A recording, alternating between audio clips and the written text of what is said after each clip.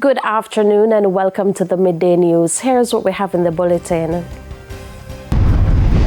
Children among dozens injured in Portmore bus crash. NSWMA says smoke nuisance from Riverton dump almost under control. And later in sports, galaxy of local and international stars confirmed for May 11 track meet at the National Stadium. Good. Thank you for joining us. I'm Shamela Pullen. Here are the details. A number of persons, including students, were injured in a motor vehicle crash in Portmore, St. Catherine this morning. They were all traveling in a coaster bus heading into Kingston. According to reports, sometime after 7, the yellow coaster bus loaded with adults and children was traveling from Portmore. On reaching the vicinity of the wharf, the vehicle went over the guardrail and overturned in bushes. The bus was traveling from Portmore direction. And reaching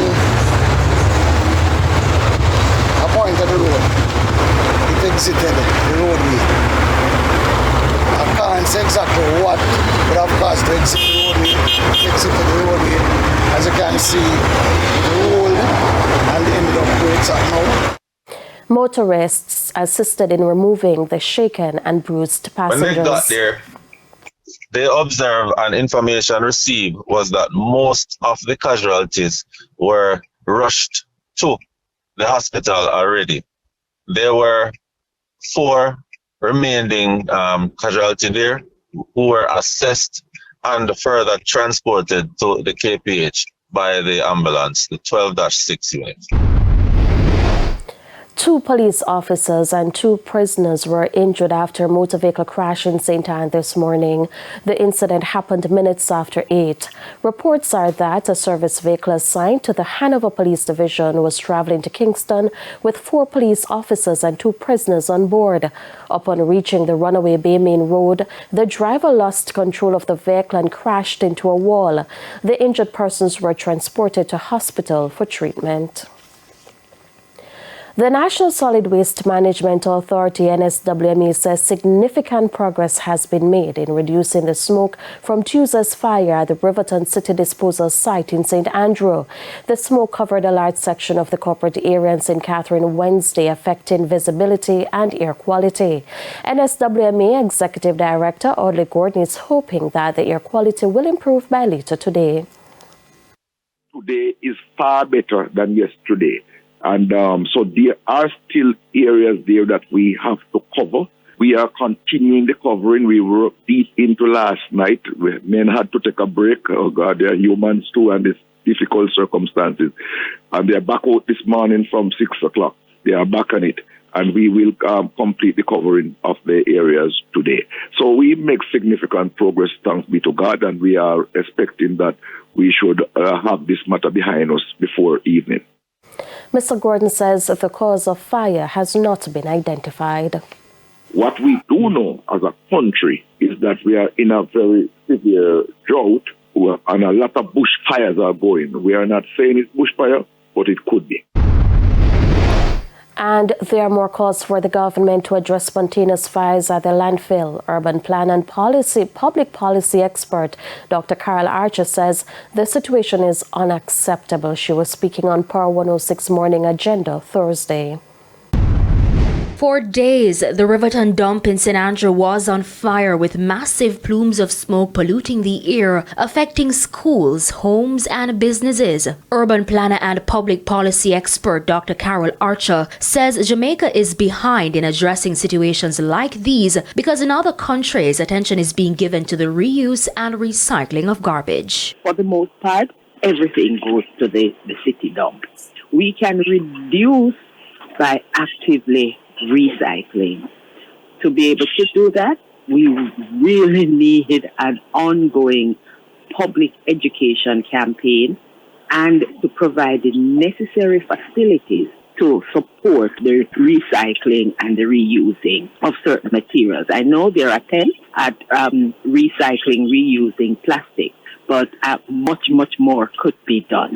Dr. Archer has this suggestion. We do not have a landfill. We have a dump. As a result, we accommodate everything. But I believe that with the necessary provisions in place, we can do better at sorting and preventing certain materials from going to the dump. And this is likely to at least help in short measure. Some time ago, the government announced plans to move the city dump to a new site. This would provide better conditions for waste disposal. But until now, nothing tangible has been done. Former chairman of the National Solid Waste Management Authority, Dennis Chung, says it's time for the situation to be addressed once and for all. First thing I must tell you is the whole thing of the procurement. And people don't understand how important that is, because we had over 40 expressions of interest. And one person wanted to put $1 billion investment on the ground to get the thing done. But if we were to go ahead and put a solution in place for the good of the country, and it don't follow the procurement rules, and someone say, hey, this is a problem, you're going to find that people are going to forget about the benefit that comes with it, right? And go down on that person. Amoy Harriet, TVJ News. Billions of dollars in earning was accumulated during Carnival last week. That's according to the Tourism Ministry. The ministry has also apologized for the pileup of garbage left in the corporate area following Road March on Sunday. The Tourism Ministry says, based on their calculations so far, an estimated 5 billion Jamaican dollars was earned during Carnival this year in Jamaica. Senior strategist at the Tourism Ministry, Delano Seavright, says this was the largest carnival in Jamaica since 2019, where they made some 4.6 billion Jamaican dollars. Mr. Seavright was speaking on TVJ's Smile Jamaica Thursday. You have to buy your plane tickets, so that's taxes and revenues coming from all these people, thousands of people who came in for Carnival. You have the Airbnbs and the hotels, all the money going in there, the food establishments, the drink establishments, all the party suppliers, the production companies, all these bands, the kind of costume designs that they have. And when I hear the prices, I mean, it's really adds up quite quickly when people spend $1,000 on a costume. Mm-hmm. And we'll go, yes, and then we'll go to the taxi drivers, the jerk chicken man, the hairdressers, the barbers, the cosmetologists. Everybody is involved in that value chain. Mr. Seavright says their marketing strategy was to target specific groups outside of Jamaica for the event. One of our strategies has really been to ensure that we can encompass as much celebrities as possible into the Carnival programming. So this year you saw Kaisenat was here, who is the Stream of the Year in the United States for 2023 and 2024. Yes, I'm going to give him a hard time. Nicole Arbour, a famous Canadian YouTuber, she was here. Of course, Coyle Ray and all these people were all here. And I want to thank Russian and Chad Lucci and all these people who helped to bring these celebrities into Jamaica. We're really happy about that. But those people carry the message to their respective demographic audiences and spread the word. And that's sort of one of the strategies we're going to be relying on going forward, the use of our influencers. Meanwhile, he also addressed the issue of the garbage left littering sections of the corporate area the morning after the last Carnival show. He says this was not the intention and apologized for it. Carnival in Jamaica is an extremely well-organized activity. There were cleanup crews going behind the revelers and so on, but there were some gaps clearly that cannot happen again. And we have made it clear that that public-private partnership with our municipal corporation, SWMA, and our private sector stakeholders needs to be tightened up so that it never happens again. It's an unacceptable situation. We're a big city. We know how to clean up the place, and we're shocked as everyone else, but it will never happen again. It's time for a break. Stay with us. More stories when we return.